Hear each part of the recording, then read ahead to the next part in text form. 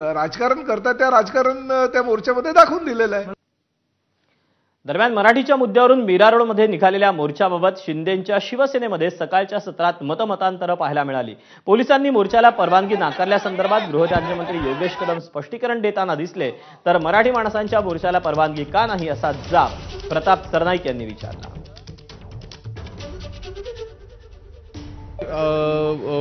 मराठीच्या विषयाला घेऊन जे आंदोलन करते ह्यांना दोषाने असं आपण काहीही केलेलं नाही। मराठा एकीकरण समितीची लोक सगळे मराठी बांधव जर मीरा भाईंदर शहरातील मोर्चा काढत असतील तर त्या मोर्चाला सुद्धा जर तुम्हाला परवानगी देता येत नसेल तर शांतताप्रिय मार्गाने त्यांना करू द्या। पण रात्री बेरात्री कोणाच्याही घरात घुसून कार्यकर्त्यांना अटक करायची, अरेस्ट करायचे, त्यांना नोटिसेस काढायच्या, हे चुकीचं आहे। महायुतीचं सरकार आहे। आम्हाला गृह खात्यानं तर अशा प्रकारचे इन्स्ट्रक्शन पोलीस खात्याला बिलकुल दिलेलं नाही। असं असताना जर शहरातील वातावरण खराब करत असतील तर कुठल्या तरी एखाद्या राजकीय पक्षाला किंवा नेत्याला फायदा व्हावा यासाठी पोलीस हे कारवाई करतायत का असा प्रश्न सुद्धा निर्माण होतो।